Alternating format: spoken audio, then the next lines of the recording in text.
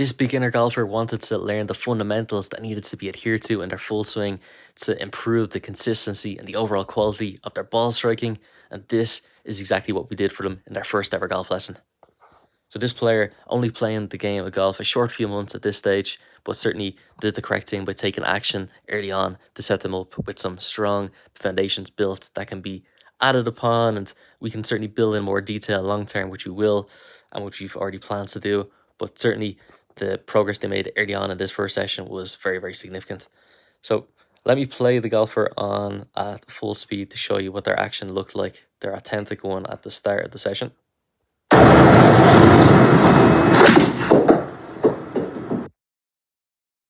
So as I bring you back to his setup position, one of the factors that was contributing to the inconsistency of his strike, which is mishit, tended to be low on the club face, tins and tops, things of that nature.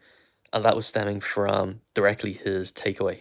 So the first thing you're going to notice here is that his hands will work too much out and off of the body. We'll see a little bit too much supination of his right forearm as you bring this on. We can also see a disconnect appear here. His lead arm is not adducting enough across the body. Bit of a disconnect here, further adding to the inconsistencies in the strike. Let's bring this on more to the top. We can see here, just to point out again, a lack of hand depth. We can see his lead arm, of course, quite in an upright position here versus what we got him closer to, which I'll show you in a minute or two, was we want his lead arm to be more so matching his shoulder plane at this angle here to improve his strike. Let's play him down in true past impact.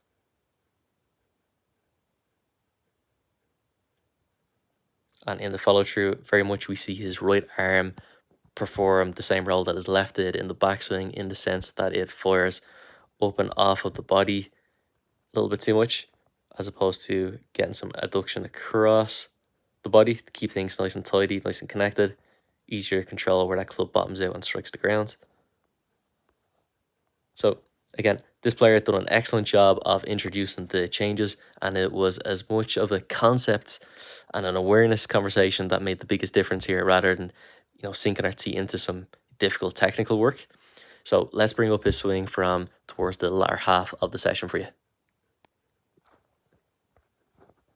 So as I said, this golfer wanted to learn the fundamentals required in their full swing action to be successful, and very much one of the key fundamentals. We can talk about the fundamentals in depth in another video and what they truly are.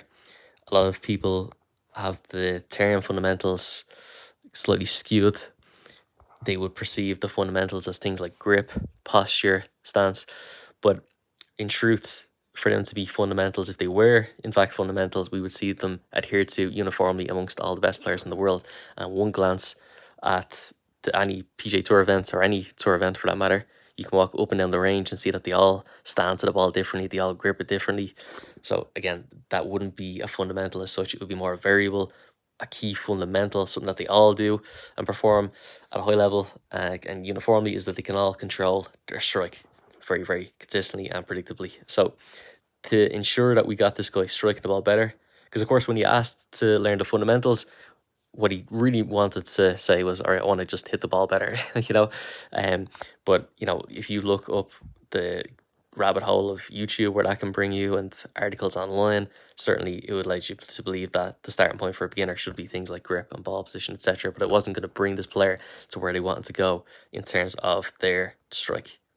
So let's bring him on here into the takeaway again here. You'll notice straight away I've thrown down some lines here to help him and now be equipped with a better awareness of what his hands and the club should be doing in the golf swing.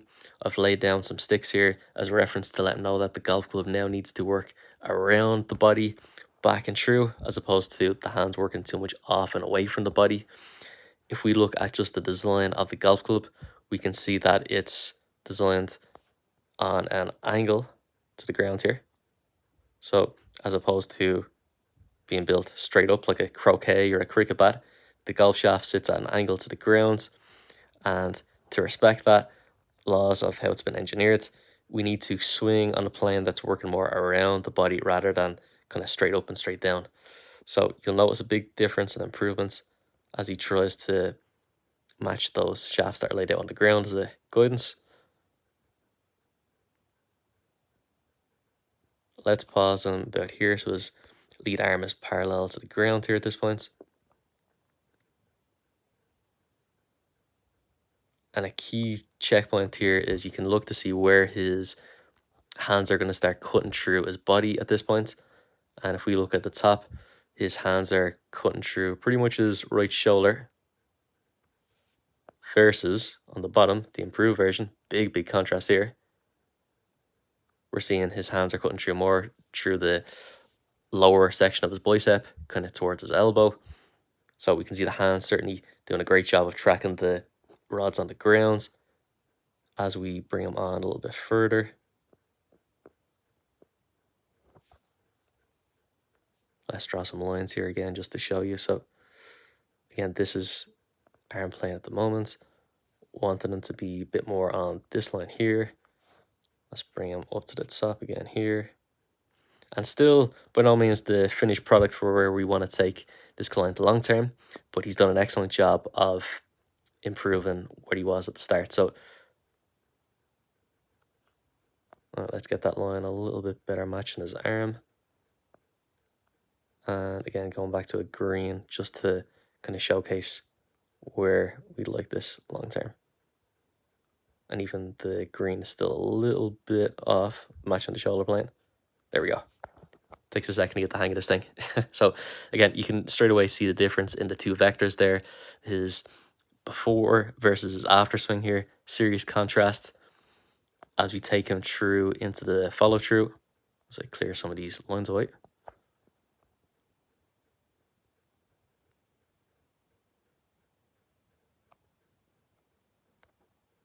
And into the finish on the way down. Again, he's trying hard to get his right arm working more across the body here. On the after version, we can see it's trying its best to fight and come around here versus coming too much up and off. Much better adduction. Arm stay more connected to the body on the way through, which improved the strike tremendously and also was a huge power accumulator for him in the swing as well, in fairness to him. We moved him on to driver towards the end as well, and he commented that he'd never hit a drive as far in his life. He'd gained about 30 yards on his previous best. So again, this was certainly something that was going to be effective for every club, full swing wise, in the bag. As we bring him through a little bit more.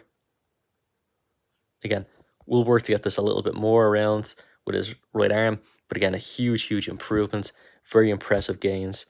And again, this client has got a bright future ahead of them in the game. They're only playing a few short months, good athletes coming from other sports. And I'm very encouraged for how well they applied their first initial learnings. And definitely, I think once you're set up with a strong foundation, like what this golfer is starting to develop, there's going to be a lot of scope for them to gain a lot of momentum very quickly. Now, as we bring things to the top again, just to show you, again, we can see even on the top of the backswing for where we would like to layer this long term for this player. As we get him into his takeaway, again, long term, next time I see this golfer, it will be very much focused on trying to get his right wrist and his wrist in general hinging a little bit more radial deviation from P2, looking at the bottom swing here.